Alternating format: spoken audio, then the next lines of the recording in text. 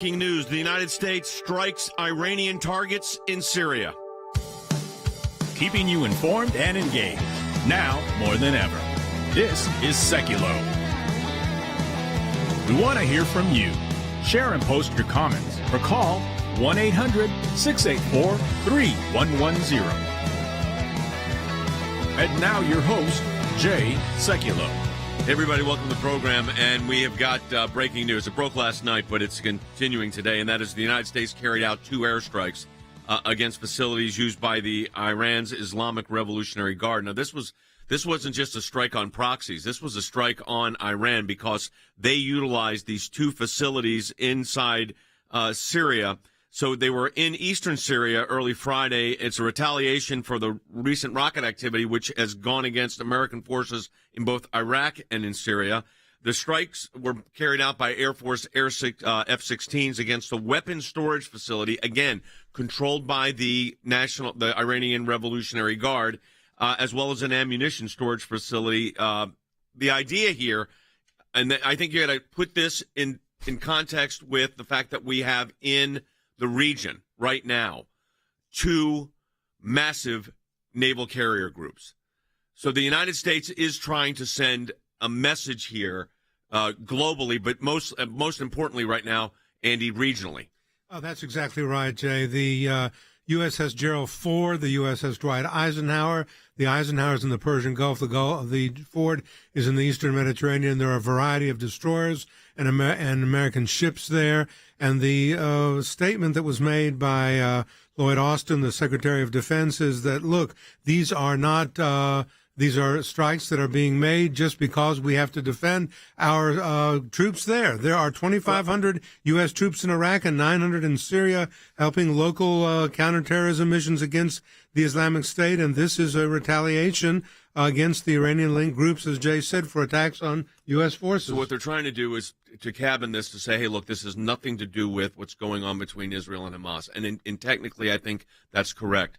In the geopolitical situation, though, I don't think that's going to fly because, look, Hamas and Hamas leadership and the Ayatollahs are meeting with the Russians.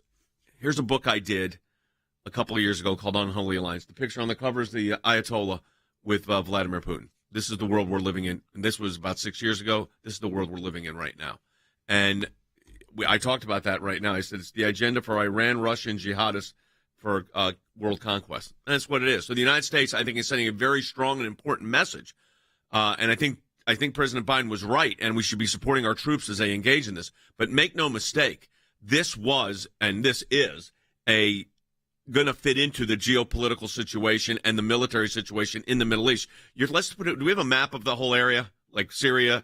I mean, when you look at the area, folks, and Andy and I have been to this region a lot, you're talking about a small area with a lot of countries. These countries have borders with each other in multiple locations. Israel borders Lebanon, Syria, Jordan, and Egypt in portions in the far south. So all of this, what happens in one area impacts the others directly. Yes, it's like looking at a map of the Northeast with Connecticut, New Jersey, New York, Pennsylvania, Rhode Island, Massachusetts. They're all bunched together. They're all geographically very close to each other. And what occurs in one region has consequences. But as Jay said, this is not tied. What happened in the United States' action last night was not tied to what is happening in Gaza with Hamas. This is an attack an action by the United States to protect our own troops. It is. We are going to be joined by Alan Dershowitz next Professor Dershowitz knows firsthand what's going on in these college campuses where we've got a student. We're representing students at Rutgers University right now. This anti-Semitism on campus has reached an unprecedented height. We're just a day now away from ending our first time ever, or a couple days away from ending our first time campaign for what we're calling our ACLJ champions, where our goal was 2,000. How close are we, Will? I mean, we got to be really close. Within 50? Probably. Under 300 from our goal. Okay, so we still got a ways to go. So, again, go to aclj.org/champions. That's aclj.org/champions. When you give monthly to the ACLJ, you become an ACLJ champion. You're standing with Israel. You're standing with these students, all these cases we have. You're standing for a champion for life, liberty, and freedom. aclj.org/champions. Anti-Semitic protests rage and riots continue across the country. This week, an anti-Semitic incident at Cooper Union, a small college in New York City, left Jewish students barricaded in the college's library. They're feared for their safety and their lives from aggressive pro-Palestinian protesters. Chaos at Cooper Union. Dozens of students, several of them Jewish, locked inside the school's library for nearly an hour Wednesday night as pro-Palestinian protesters banged on doors and windows, blocking off exits. The problem yesterday is part of the systemic problem of Jew hatred that we've seen in New York City, across the U.S., and especially on college campuses. They're teaching diversity, equity, and inclusion, and it's diversity and equity and inclusion except for the Jews. Anti-Zionism is anti-Semitism. Sympathizing with Hamas and calling them a resistance group when they are a terrorist organization is inherently wrong, and it's anti-Semitic. And Jewish students don't feel safe. We don't. Anti-Israel slogans projected at night on campus buildings at George Washington University in downtown Washington.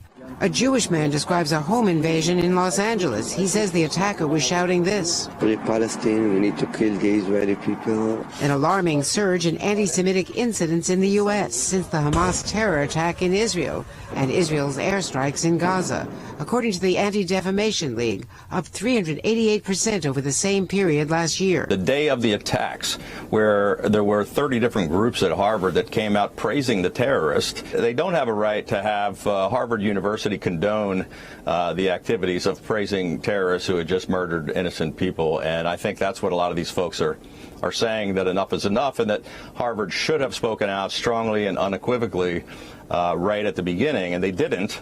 And I think that's part of the reason why we're seeing this happen and spread in other campuses around the country.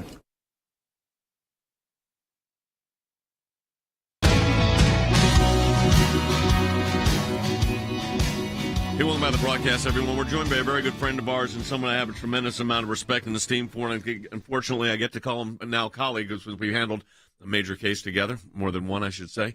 And then there's Professor Alan Dershowitz. And Professor Dershowitz, I want to start with, you were at Harvard for a long time. You've been you're emeritus professor now. We're getting calls from Jewish students all over the country and some Christian Zionist students as well, that the harassment they're having on campus is unprecedented. What's your sense of what has happened here? It used to be these campuses were the bastion for free speech and the marketplace of ideas. That's what the Supreme Court used to call it.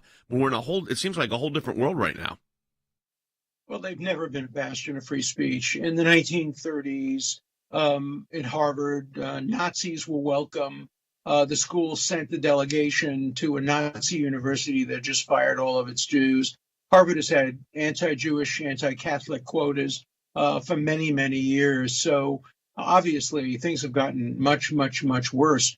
What Harvard did recently was just outrageous. It set up a commission to protect the anti-Semites, to protect the students who blamed all of this on Israel while not doing a damn thing to protect the Jewish students, the Christian students, the students who support Israel, the students who are against anti-Semitism. They're on their own, but the bigots are being protected. There's a whole commission set up to make sure that they continue to coddle these students. These are 33 student groups that blame, on the day after, even before Israel did anything, they blame the rape, the murders, the beheadings on the Jews and on Israel. And I have, as an emeritus professor at Harvard, still associated with the university, I have demanded that the university publish the names of the students in these groups that have blamed these rapes on Israel. And as the result of me and others calling for the naming of these students, Harvard instead has said, no, we're going to provide services to help the students protect their anonymity. You know, you're an expert on the First Amendment, as am I. There's nothing in the First Amendment that protects the right of somebody to call for the murder and the rape of people and then hide behind their organization and refuse to disclose their names. This isn't doxing. We're not talking about disclosing people's sexual orientation or where they live. We're talking about these are people who defended the rape, the murder, and the beheading of people publicly. And we want to know their names so that employers can know if they want to hire, as, for example, young lawyers, people who support rape. You're a lawyer. Would you want any of your clients to have imposed on them a lawyer who defends rape and beheadings? Of course not. We have a right to know that. So I'm in a big fight with Harvard about that. I'm on the side of the First Amendment, not on the side of coddling these adults. And some of them are 25, 26 years old, who are going to be our future leaders, who are fomenting anti-Semitism, harassment, attacks on Jews, attacks on Christians on campus. Because I have to tell you, scratch an anti-Zionist and you get an anti-Christian right away. Somebody who's against the Judeo-Christian tradition, against America. Israel is always the canary in the mine, and it's the canary in the mine now, too. You've got a book coming up, by the way, in December that's available for pre-order now. It's called The War Against the Jews, How to End Hamas Barbarism. It's available for pre-order on Amazon. I encourage people to get it. Professor Dershowitz is a fantastic writer and lawyer, but he couldn't talk about a more timely topic. All right, so we've got a situation, Alan, that, you scratch your head here. I've got a student, not going to name that student right now, but because we're you got these administrative review processes at Rutgers University, law student, and he's the Jewish student standing up for Israel and just making statements. He's the one that they're bringing up on charges. This is how reversed this whole thing has come. It's happened in a number of places. I've gotten now about a dozen emails from students and professors who have been called in front of administrative disciplinary boards for standing up to these bigots and anti-Semites. At one school, you had students ripping down every single poster that had a picture of a kidnapped Israeli with nothing being done. It's on videotape. And then a professor at one of them ripped down a sign calling for the end of Israel, and he's been disciplined. So we have a complete double standard. It starts with Harvard coddling these students who are anti-Semites and bigots and doing nothing to protect the victims. And, one of the things that's so important, this is a dynamic that's hard to understand. The attacks on Jews and the attacks on Israel began well before Israel even counterattacked against Hamas. As soon as Israelis were raped and murdered and beheaded and kidnapped, that's when the anti-Semites crawled out from under the rocks. And, these are anti-Semites who I have taught. They have looked me in the eye. I've looked them in the eye. These are students. These are kids who are going to be our future leaders 10, 15 years from now. Do not treat them as children. Treat them as adults. Every law firm in the country should know whether it employs people who are members of the National Lawyers Guild. The National Lawyers Guild started as a Communist Front organization. It then turned into a radical, hard-left, anti-Israel organization. On the day after the massacres on October 8th, they issued a statement defending the Hamas murders, saying they were a militarily appropriate response to Israel's occupation, blaming Israel for everything, not demanding a return of the hostages. National Lawyers Guild. There are National Lawyers Guild groups in every major law school in the country. I want to know their names. I want every law firm that hires a member of the National Lawyers Guild today, knowing that the National Lawyers Guild supports rape, murder, and beheading. I want every client to know who their lawyers are. We need to know that. This is not McCarthyism. This is the opposite. This is exactly the transparency that the marketplace of ideas demands. You have to know who the people are. What is their background politically? Are they communists? Are they Nazis? If we had people supporting lynching on college campuses of blacks today, or the raping of other women, or the shooting of gay bars, we'd want to know who those students are. Every law firm would want to know, do you actually support the shooting of gays because of their lifestyle? The murder of Jews, the raping of women? Do you support that? Well, we're not going to hire you. Winston and Strawn said that, a law firm, yes, to this miserable woman at NYU who blamed everything on Israel. And the students at NYU now are supporting her, are backing her. Yeah, this is the irony of all this. And you mentioned, in right down the street from NYU, of course, is the United Nations, where you've got the Secretary General giving a cover to Hamas, saying, well, of course this kind of action happened. And then he said they've been oppressed for all of these years. And, what do you expect? Now, even the Prime Minister of Great Britain is calling that out and saying this is absurd language coming out of the United Nations.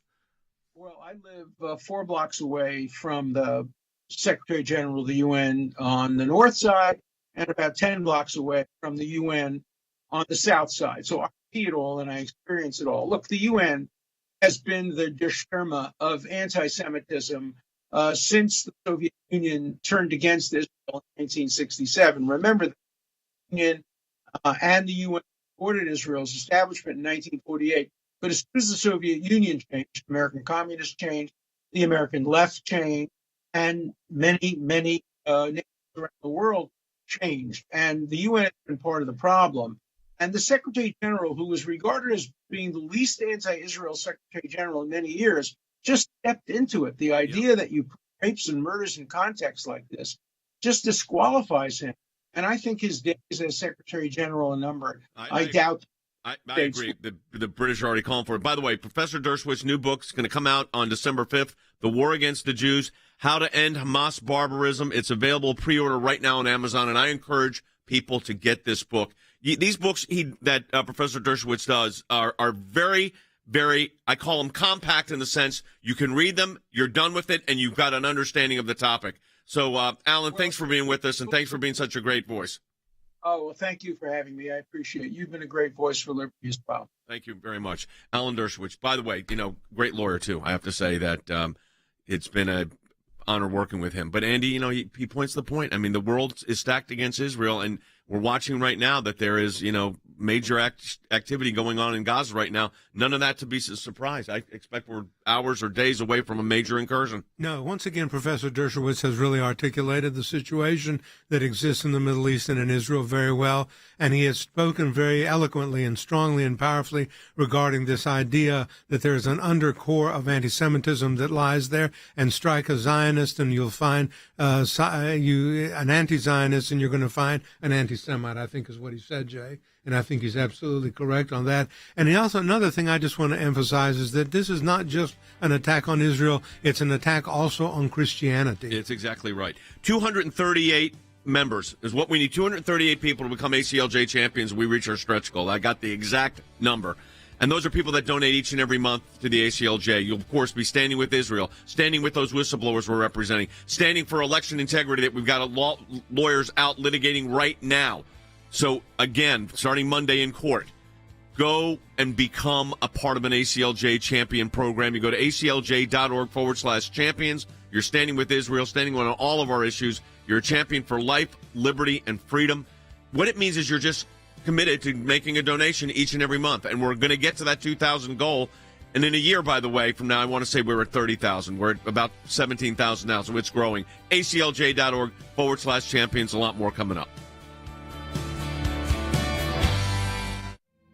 The death toll rising here in Israel as Prime Minister Benjamin Netanyahu now warns this could be a long and difficult war after a brutal surprise attack not seen in Israel in 50 years. These terrorists have one goal in mind. It's to slaughter as many civilians as possible. Hamas gunmen smashed their way through the barrier that Israel uses to contain Palestinians in Gaza. The militants, designated as terrorists by the US, fired waves of rockets into Israel and arrived by sea and even in paragliders. It was a complex and coordinated attack. This was a full-scale land, sea, and air invasion. There are 800 Israelis killed in basically in a day. That, by the way, is the equivalent of 26,000 Americans if you were doing it on a pro-rata basis in one day. We are taking action. We are not, of course, we have an office in Jerusalem, and we've had that office there for many years, but we are taking direct action. We notified the United Nations through a legal letter that set forth what laws have been violated on international law by Hamas. It's a hostile environment, the UN, but we have NGO status through our European Center for Law and Justice, and that gives us a voice. And listen, when you've got few voices speaking out for Israel, every voice counts. With all this going on in Israel, we want you to be a champion for Israel, and that is stand with Israel, be a champion for life, liberty, and freedom. Folks, support the work of the ACLJ, our office, ACLJ Jerusalem. We can't do it without you. Be an ACLJ champion. Make that recurring donation at aclj.org/champions. We're engaging on all these on a legal basis and on a policy basis. You can be an ACLJ champion and really help us out. Stand with Israel. Be a champion for life, liberty, and freedom by going to aclj.org/champions, and your monthly donations, your recurring support, makes you an ACLJ champion to stand with the ACLJ and to stand with Israel.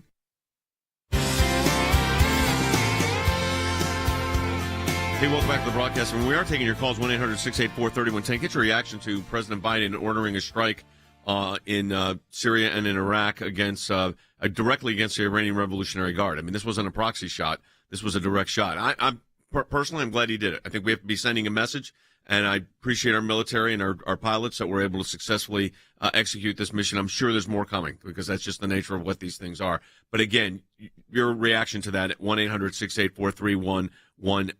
Also, you need to know as we continue to go what's going on around the world. So and this is not shocking but troubling. Iran's foreign minister accused the U.S. of directing Israel's war. That's what they've been accusing, and that's against Hamas. So you now have, though, meetings taking place at the highest level between Russia hosting Hamas and Iran for meetings in Moscow. I mean, I want you to think about this for a moment. In Moscow, right now, meetings between Russia, Iran, and Hamas. So there's your new alignment. When you talk about realpolitik, there's your alignment. And, of course, China, not just in the shadows or not just in the backgrounds, but China, of course, an active part of this, too. Remember, it was just last week that Putin was with Xi. So you look at all of this, Andy, and you say to yourself, we've got a new geopolitical conglomeration coming here that's got unbelievable repercussions. That's true, Jay. What you have is another axis. If you study World War II, you had the Berlin, Tokyo axis and Rome axis, and this was an axis that ran from Germany through Italy and to Japan. You are now having another axis of evil that is forming. You have the Chinese, you have the Russians, and you have Hamas getting together and spearheading actions that against Israel that are ultimately intended to be against the United States. Think of this, the foreign minister of Iran standing on United States soil in the United Nations in New York saying to the United States, you won't be spared. To say that to us, you won't be spared if the Israel-Hamas war spreads.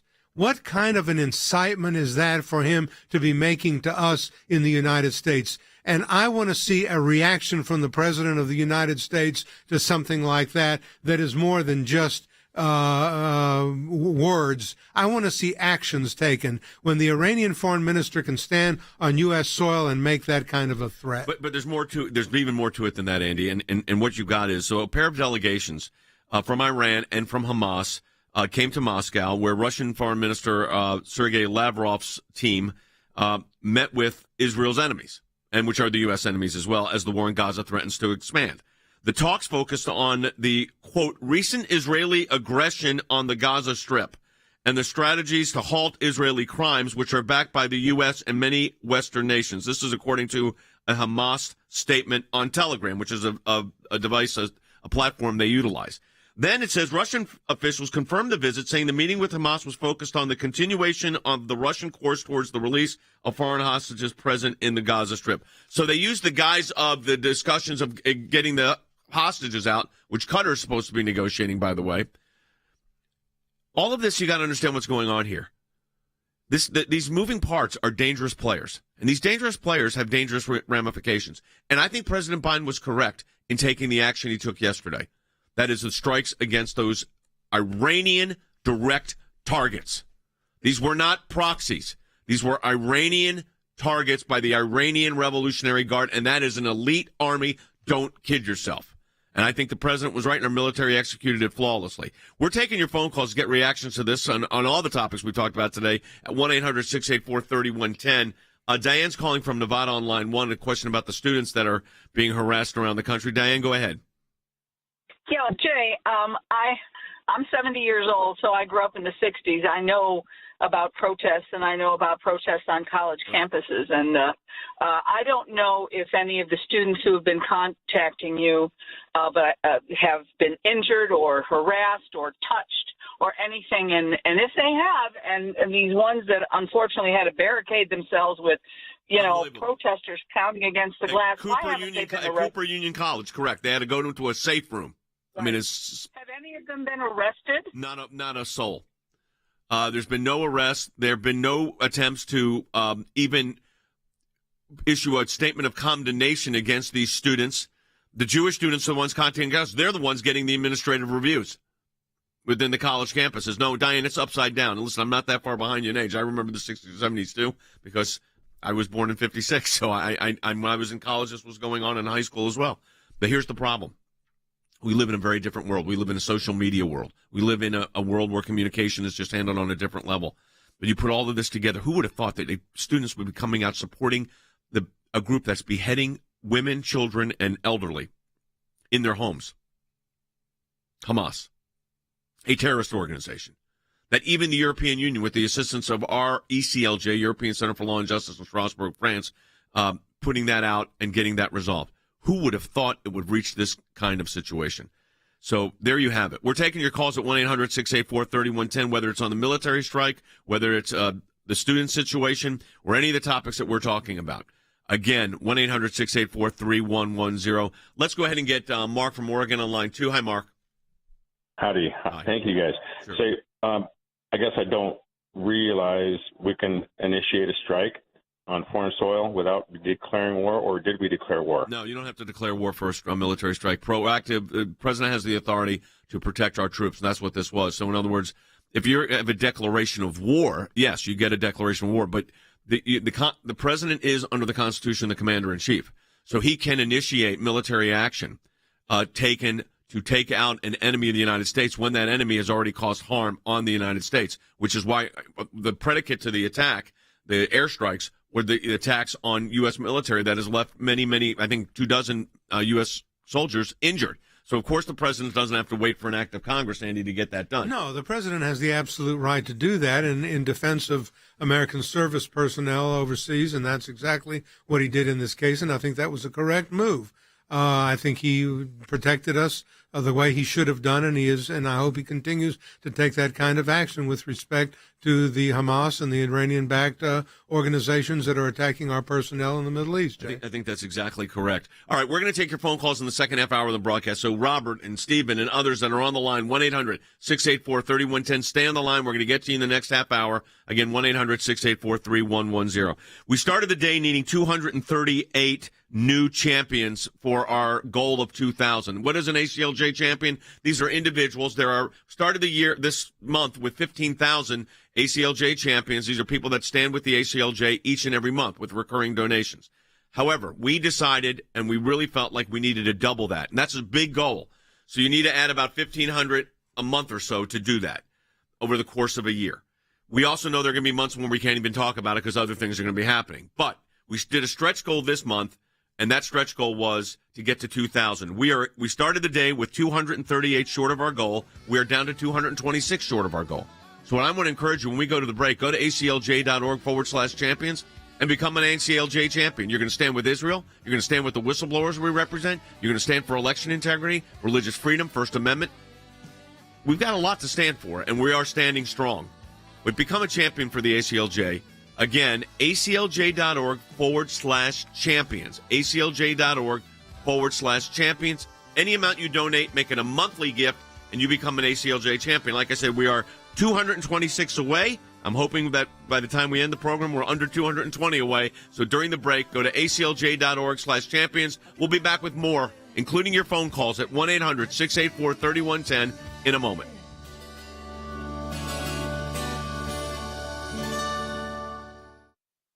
Some people think champions are born.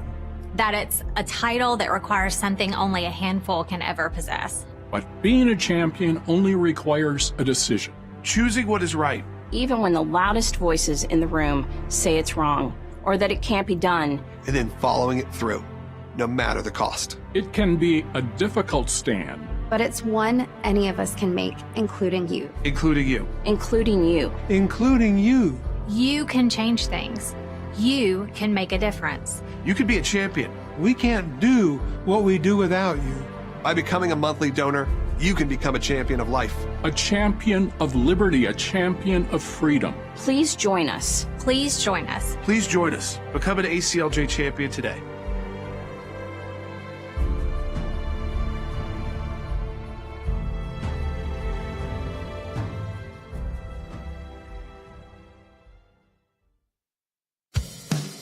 Keeping keeping you informed and engaged.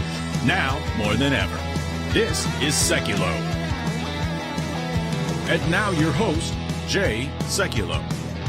Hey everybody, welcome back to the broadcast. First half hour, we had Alan Dershowitz talking about the harassment Jewish students and pro-Zionist Christian students are having on college campuses. ACLJ working on that. We've got a case involving Rutgers University. We talked about the fact that President Biden ordered airstrikes yesterday against Iranian Revolutionary Guard facilities, an ammunition facility, and missile facility. These were direct attacks on Iranian assets in Syria and Iraq. So this is Syria, excuse me. And the importance of this was it was directly against known Iranian Revolutionary Guard facilities. I think it's necessary. Some are saying, well, this is escalating in the region. The Pentagon saying this is not to be connected to the Israel-Hamas conflict, and that part's true. But you've got to understand something. When you got Hamas meeting with Russia, Iran meeting with Russia, and it's all taking place in Moscow, Andy, nothing good is coming out of this new axis of evil. It absolutely is not. And this is a new axis of evil that's mirroring the axis of evil that we had in World War II.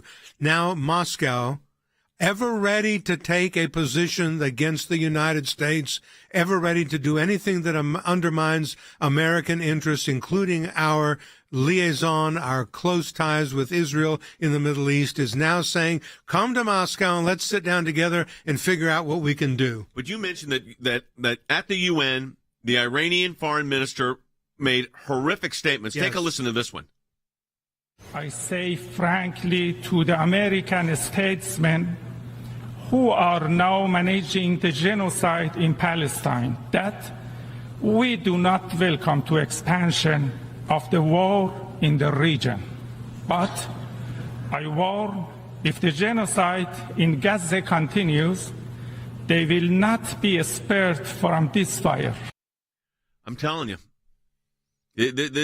we are looking at a conflict here that is escalating quickly. Israel needs to get in when they can, and they got to call the timing on this and get that job done. And you got to eliminate Hamas. They've got to be gone. There's no middle ground here. Some people said, if they release the hostages, maybe then Israel doesn't go in. Hey, they just slaughtered 1,400 Israelis, Jews, frankly. Greatest death of Jews since the Holocaust. We're taking your phone calls at 800-684-3110. When we come back from the break, we're going to take a call from Justin, from Stephen, from Michelle, and others, so you all hang on the line here. But I want to tell you something that's unique about the American Center for Law and Justice. First of all, we bring you this broadcast 5 days a week where you get this kind of information. We're broadcast on radio stations throughout the country, on every social media platform we can be on. We're on Rumble, which is our preferred provider, but also YouTube, Facebook, Twitter, which is now X, which I notice we're starting to get a lot of viewers. So it's all growing. We're able to get you this information like this. We're able to have experts on our team like Mike Pompeo, Rick Grinnell, Tulsi Gabbard, who will be coming up in the next 2 segments from now. I mean, we have a team here at the ACLJ that can engage. We've got an office in Jerusalem, fully engaged. We have an office at the European Center for Law and Justice in Strasbourg, France, and that's why we're able to get that resolution out of the European Parliament. First time is a positive Israel resolution in the European Parliament's history, I believe. None of this can happen, though, without your support. We have relied on, in the past, ACLJ members who support our work each and every month. And we're a large organization. We had about 15,000 members. Logan said last 2-3 months ago, we need to double that in a year. There's got to be a way to do it. So our team came together, and we put together this ACLJ Champions program. And I'm happy to say that what our goal was, 1,500 new members a month over about 10 or 12 months. We could double that from 15,000 to 30,000. Well, I could tell you that we have a stretch goal this month of 2,000, and we are less than 226 away. I don't have the exact number right now. Well, 220. So that's another 6 new ACLJ champions. So let's get that under 215 by the time this broadcast is over. Would be great. And then we want to be able to get there by the end of the month. It simply means you're going to support us each and every month. It could be $5, $20, $50, $100, whatever it is. You still are an ACLJ champion. So go to aclj.org/champions. You're standing with us in all of our fights. Right now, standing with us, of course, standing with Israel. A champion for life, a champion for liberty, a champion from freedom. We've got cases in court next week on election integrity. We've got briefs that we're filing on this 14th Amendment case. And, of course, our team's working in Israel. There's a lot of stuff I can't even tell you that we're doing on the Israel conflict. ACLJ.org/champions. U.S. launched airstrikes in Syria overnight, hitting 2 targets linked to Iranian-backed militias. According to U.S. officials, a pair of F-16 fighter jets hit key facilities storing weapons near the city of Abu Kamal in eastern Syria. Early Friday, U.S. airstrikes at 2 sites in eastern Syria linked to Iran after recent attacks on American troops in the region. It happened near the town of Abu Kamal, which sits on the border with Iraq. Pentagon officials say it targeted 2 locations, including weapons and ammunition storage areas. A senior defense official and a senior military official tell CBS News the strikes were carried out by F-16 fighter jets. They say it was in defense of U.S. forces, separate from support of Israel. These strikes were very much done in self-defense. As you know, our forces and facilities had come under a range of attacks, rocket attacks, largely by these proxy groups that are backed by Iran in Iraq and in Syria.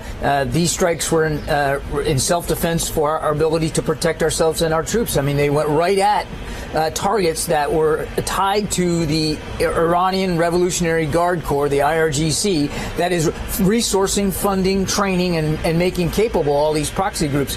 Just Thursday, U.S. officials say there were 3 more attacks on U.S. forces, a total of 19 since October 17th. We're concerned about potential escalation. The escalation prompted President Biden this week to issue this warning to Iran's leader.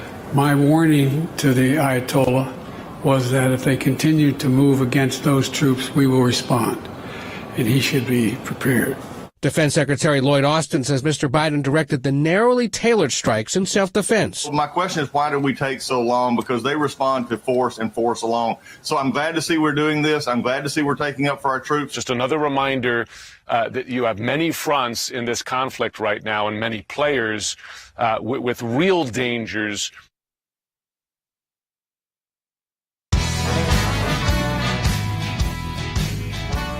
Everybody, welcome back to the broadcast. We're taking your calls at 1-800-684-3110. Justin is calling from California on line 4. Justin, welcome to the broadcast. You're on the air. Justin? Thanks so much for taking my call, Jay. Yeah, appreciate you and everything you do. Yeah, obviously the situation's deteriorating rapidly. We now have a nucleus forming of between Syria, Iraq, Iran, China, and Russia. It's a mess. As Israeli troops mobilize now into Gaza, do the Israelis take and hold the Gaza region for good, and at least for now? And is there perhaps a 2-state solution sometime in the future that could be negotiated here? I think the politics right now, I think the idea of a 2-state solution, if you look at it, is absurd. It just, I mean, they've been trying for 30, 40, 50 years. It's never going to happen, or it doesn't appear to happen. You got to root Hamas out. This is the great difficulty here for Israel, is what do you do with Gaza once you go in? They've been in there before, and they don't want to stay. So, Harry's our director of public policy, and when you've got a situation like this, you've got an objective, which is to root out Hamas and get rid of the Hamas element, which is the government in Gaza right now. The difficult question really is, who takes charge after? Absolutely. So if you go back in history, in 2005, Ariel Sharon made the difficult decision of leaving Gaza. And the argument was that Gaza would become the next Hong Kong or the next Monte Carlo, kind of an international area. It has not turned out well. And basically what has happened is Gaza has become home to Hamas, a terrorist organization. And now I think Israel faces the likelihood that it must go back into Gaza, reoccupy, and Israel, I think, has to give up the illusion that there is indeed a feasible 2-state solution, because a 2-state solution under the leadership of Hamas means the extermination of the Jewish state. Okay, I am getting reports from colleagues in Israel right now that the invasion of Gaza has commenced. So we're looking at it right now, and apparently major incursions have massive invasion. I just got this from the team I'm working with in Israel, that a massive Israeli invasion of Gaza is beginning now. They're calling this Israel's D-Day. We knew this had to happen. The hostages had not been released. They released 4. You can't let this sit forever. I hate it for the hostage situation. We're still working aggressively on this, folks. Believe me, the ACLJ is fully involved on this. But, Andy, here you go. Well, it was inevitable, wasn't it, Jay? I mean, it was inevitable. I think that there was peace. The Hamas broke that peace. They broke it in a horrible, horrific, inhumane, barbaric manner by murdering people, by cutting their heads off. The Israeli forces, the defense forces, had to respond. And now, finally, we have to take that D-Day step. June 6, 1944 has become October 27, 2023. Yep. Another day that will go down in history. Yeah, 1-800-684-3110. Stephen's calling from California. You're on line 5. Let's get verifications of what's happening. We do know that there's a rocket barrage going on right now into Tel Aviv. Now, that still could be coming from Gaza, but you also have to make sure it's not coming from elsewhere. And I'm sure they're looking at that right now. Also, the United States has shot down some drones that were encroaching on U.S. territory or U.S. military bases, folks. This is the real deal, and we're giving you the analysis right now. Stephen, go ahead. You're on the air. Thanks for taking my call, Jay. I really support all that you do. I really like what you guys do. But I wanted to, and I don't mean to distract from the more seriousness of the attack that's going on, but it just seems real coincidental that Biden decided to take this military action so soon after Mike Johnson was, a real conservative leader for the Republicans to be the House. I don't think there's any relation. Let me tell you why. Okay, the strikes against Syria were in direct response to attacks against U.S. military by the Iranian National Guard, a Revolutionary Guard. So that's where this can get very conflated. So we have to be careful here, but that's what we're talking about. The Iranian Revolutionary Guard did this, actions against U.S. troops. The strikes were strategic in that regard, and I think I appreciate what you're saying, but we've got to be careful in our geopolitical discussions, Harry, to not conflate domestic policy with an international incident on something that is very, very serious in the Middle East right now. I think that's true, and for purposes of background, we should also note that Hamas and Hezbollah are quite willing to sacrifice the Palestinian people in favor of their existential and religious objective of eliminating the Jewish state. And so now the United States, in my view, is likely to become fully engaged. And this also may mean that the United States will have to prepare itself that it will receive counterattacks from Russian-supported operatives in Syria and perhaps in Lebanon. So the United States faces the prospect of a wider conflict. In the meantime, I would urge President Biden to immediately reimpose all former sanctions on Iran. 100%. Don't wait.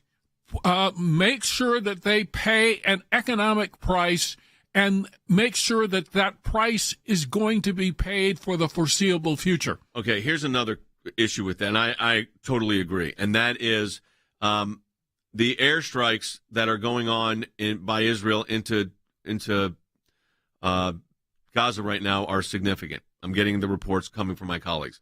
Let me tell you something else that's significant, okay? Gaza's only 25 miles long.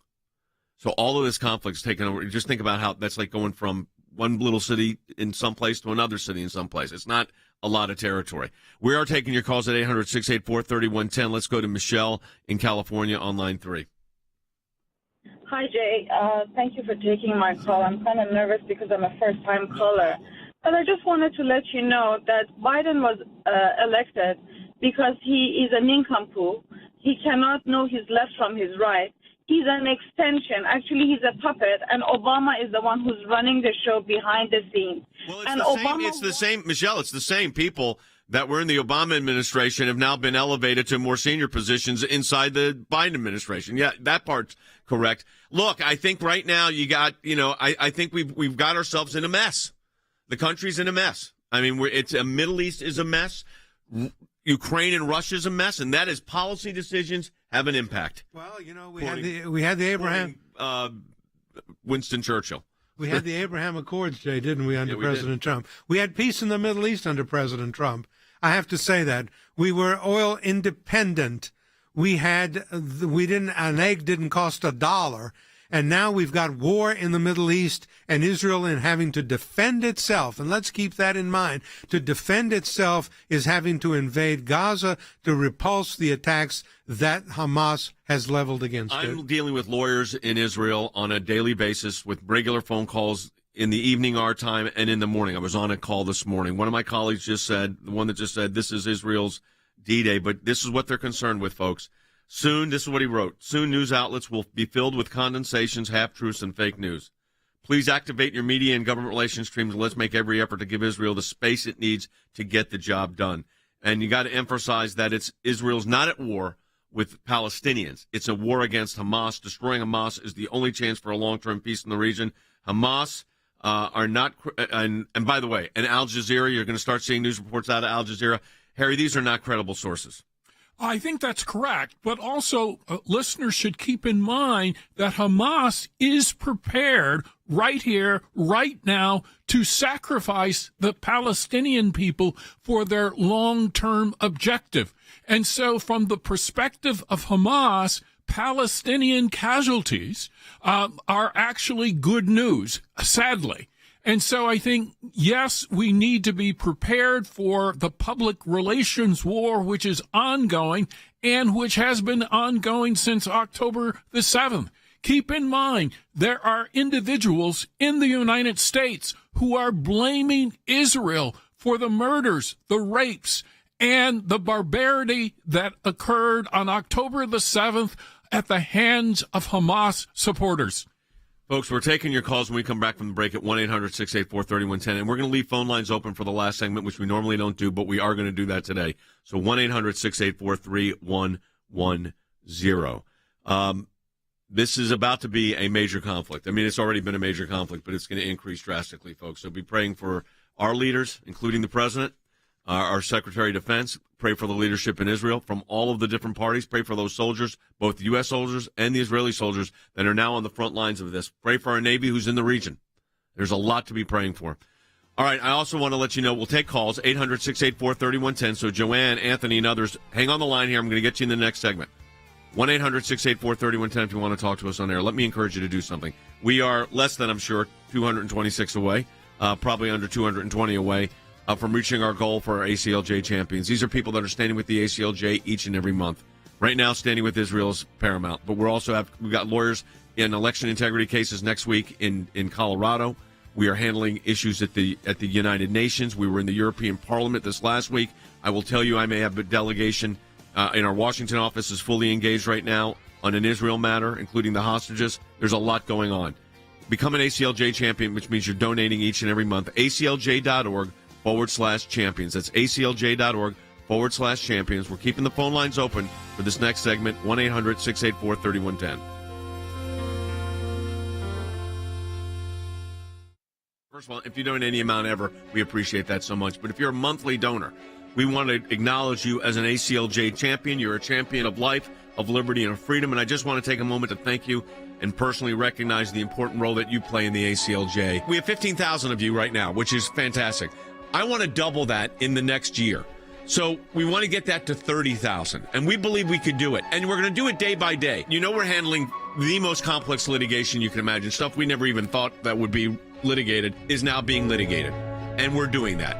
But we need you to become part of that team. It's how we continue to expand our work. It's how we're ready to fight all those 14th Amendment cases all over the country, wherever we need to be. And those are fast-track cases. I mean, these are complex stuff. 14th Amendment, Section 3. There's not a lot of law in it. We're making law. These are going to be done before the ballots are printed. So you got to be ready to go all in the moment you take the case, because it's going to be fast-tracked all the way through the legal system. And you can't assume that they're just going to get tossed out of court. You have to assume you could end up at the U.S. Supreme Court. We bolstered our team. We brought in some of my colleagues that represented the former president. You need resources to do that. Our ACLJ champions make that happen. We're about to file a major lawsuit for Charlie Kirk and TPUSA.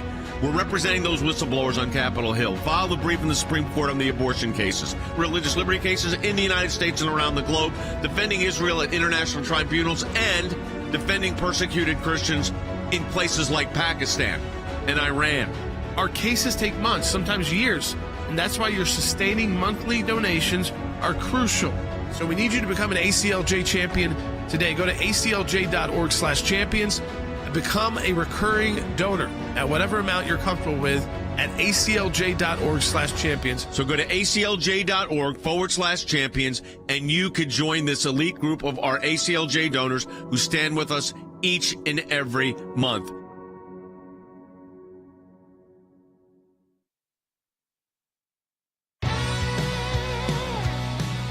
An update from our team. We are 209 ACLJ champions away for our goal. Folks, if we could get under 200 for today by the weekend, we're going to get there by next week. So, again, go to aclj.org/champions. Let me play for you what the UN Secretary General said he should be resigning, and the world leadership should be calling for his resignation, and the British are starting to do that. Take a listen. It is important to also recognize the attacks by Hamas did not happen in a vacuum. The Palestinian people have been subjected to 56 years of suffocating occupation. They have seen their land steadily devoured by settlements and plagued by violence, their economy stifled, their people displaced, and their homes demolished. Okay. I'm going to stop it right there, because you want to talk about, and Professor Hutchinson made a reference to this during the break, and I think it's important here. You know how many Jews were displaced that were living in Arab countries with homes and businesses? Harry? There were 800,000 Jews living in Arab countries around 1950. Virtually each and every one of them has been displaced. And now Hamas wants to continue this displacement effort by eliminating all Jews in the Middle East. So what this particular war is about, it's about the existence of the Jewish state. Yep. And so Palestinian leadership, not necessarily the Palestinian people, they are pushing the following slogan: from the rivers to the sea, Palestine shall be free. Free of what? Free of the Jews. Yep. So this is an existential conflict, and this should engage everyone. Joanne's calling from Ohio on line 2. Joanne, welcome to the broadcast. You're on there. Hi, guys. Just two real quick points. Under Secretary Pompeo and Trump, didn't we not give visas to these Iranian diplomats? Correct. You know, why are we letting them in, number one, for them to come and say all these disparaging things in our country? And number two, the world is on fire, and Joe Biden went back to Rehoboth Beach for the weekend. Yeah, so I don't let get me address Mike Pompeo, our colleague here at the ACLJ, when he was Secretary of State, did deny visas for the Iranian officials, and I think that was the right move to do. It'd be like giving a visa to the Nazis during World War II if there was a UN. We didn't have a UN then. Obviously, it was after World War II that the League of Nations morphed into the United Nations. Okay, so that's number one. Number two, as far as the president's policies, they have not worked. I mean, you're in a global conflict now, and as we said, Andy, with a new alignment of partners, and it's I call it in our book an unholy alliance. I'm holding the book in my hand, folks. You can get it on Amazon, by the way. This is, and it's subtitled, The Agenda of Iran, Russia, and Jihadists Share for Conquering the World. Russia's weak right now because of the Ukraine conflict, but they are flexing their muscles. Yeah, they are. To the caller's question, why would the president allow this to happen when Secretary Pompeo did not, is a misapprehension and an inability on the part of President Biden to really understand the new axis that has occurred. You are allowing a foreign minister of the biggest world sponsor of terrorism to come to the United States of America, to stand in New York City and to threaten our nation by saying, you will not be spared. Imagine this happening in the year 2023. President Biden is impervious to the understanding of what the world has become. He doesn't understand the new axis. He doesn't understand what this permitting this to happen has really resulted in, and it's a really unfortunate happening on the part of the administration, Jay. Yeah, it sure is. All right, we're taking your phone calls, 1-800-684-3110. Kathy's calling from Texas. She's on line 3. Hi, Kathy. Hi. I have a two-part question. Yep. Number one, why aren't you guys talking about the covenant that Abraham had with that God had with Abraham, number one. Number two, if America decides to go to war with these Middle Easterners, are these kids that are marching on these college campuses, whose side are they going to be on? Oh, they're going to be on the side. Look, the ones that are going on the protests are going to be pro-Hamas. Okay, no question. Now, there are pro-Israel students on these campuses, but they're having to run into attics to hide on their campuses because of what these social justice for Palestine people are doing, which is a front for Hamas. And the covenant with Abraham, my goodness, we've been talking about that for 40 years. That's why we're standing with Israel. I will bless those that bless thee and curse those that curse thee. So believe me, we get that covenant. But don't kid yourself. Is it going to inflame the campuses? Yes. But you know what? That can't be Israel's concern right now. They have 1,400 dead citizens, which will be the equivalent in one day of having 41,000 Americans killed in an act of war. So you don't have to even go there. Let's go to Anthony in Florida on line 6. Anthony, go ahead. Yeah, thank you for being there, and also thank you so much for having Mr. Dershowitz there to bring to light the fact that there's no need for terrorist operatives to come across the border. They've already been here. They've been implanted, and professors and these numbskulls, void of conscience, moral conscience, who are marching out there, pretty much ignoramuses as far as history is concerned. Terrorizing Jewish students, Christians. They're all gathered in those marches. Free Palestine. You want free Palestine? Get rid of Hamas. That's By the way, you want to free up Palestine, or you want to free up for the Palestinian people? Don't have terrorists as your government leaders. That's a really good way to start. Don't have terrorists as your government leaders. Great way to start. But that's not what they're doing right now, Andy.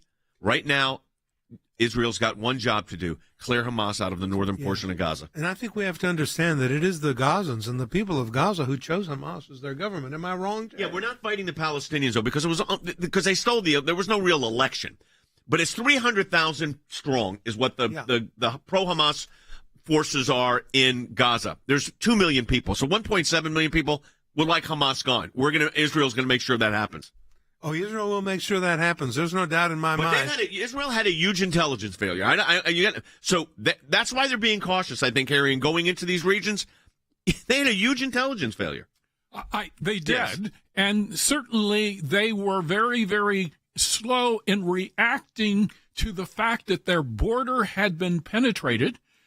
You had gliders coming in, and many of the IDF troops who are normally in the south, they had been moved to the West Bank. So there was clearly an intelligence failure, and I think if you talk to experienced IDF operatives in the intelligence community, they will admit this. And I think there will indeed be a reckoning in Israel, but before the reckoning in Israel takes place with respect to the intelligence failure, Israel has to deal with an immediate threat. I'm going to say this also, and I'm telling you, folks, I think by tonight we're going to be seeing living in our living rooms what's going on down there. Now, having said that, let me tell you something. Your support of the ACLJ is the reason we can do all this. Bring this broadcast, go to the United Nations, go to the European Parliament, fight this in court, represent Israel's interests globally, but also representing your interests. Support the work of the ACLJ. You become an ACLJ champion. It's that simple. ACLJ.org/champions. That's ACLJ.org/champions. It's that important. Stand with us as we stand with Israel. ACLJ.org/champions. Any amount you donate, we get any amount you donate monthly makes you that champion, and that's how we're building our budget. ACLJ.org/champions. And to the almost 2,000 of you, almost 1,800 for sure, of you that have joined with us in the Champions program this month, we want to say a huge thank you. Couldn't do it without you. We want to get that up to about 30,000 by next year, and we believe we can do it. ACLJ.org/champions. Have a good weekend, everyone.